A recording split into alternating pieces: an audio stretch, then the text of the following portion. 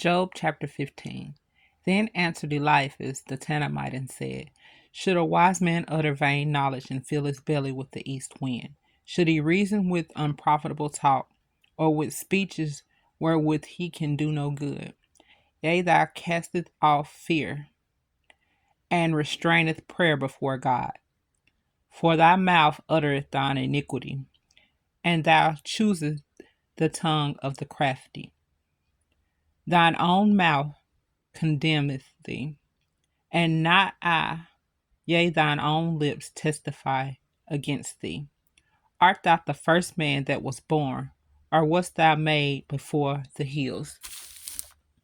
Hast thou heard the secret of God, and doest thou restrain wisdom to thyself? What knowest thou that we know not? What understandest thou which is not in us? With us are both the gray-headed and very aged men, much older than thy father. Are the constellations of God small with thee? Is there any secret thing with thee? Why doeth thine heart carry them away?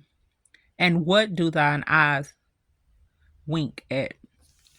That thou turnest thy spirit against God, and lettest such words go out of thy mouth. What is man that he should be clean, and he which is born of a woman that he should be righteous? Behold, he putteth no trust in his saints, yea, the heavens are not clean in his sight. How much more abominable and filthy is man, which drinketh iniquity like water. I will show thee, hear me, and that which I have seen I will declare, which wise men have told from their fathers and have not hid it, unto whom alone the earth was given, and no stranger passed among them. The wicked man travaileth with pain all his days, and the number of years is hidden to the oppressor. A dreadful sound is in his ears. In prosperity the destroyer shall come upon him. He believeth not that he shall return out of darkness, and he is waited for of the sword.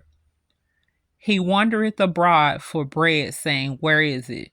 He knoweth that the day of darkness is ready at his hand. Trouble and anguish shall make him afraid. They shall prevail against him as a king ready to the battle. For he stretcheth out his hand against God, and strengthened himself against the Almighty.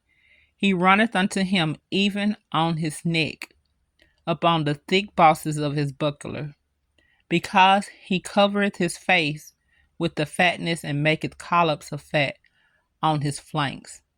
And he dwelleth in the desolate cities, and in houses which no man inhabiteth, which are ready to become heaps.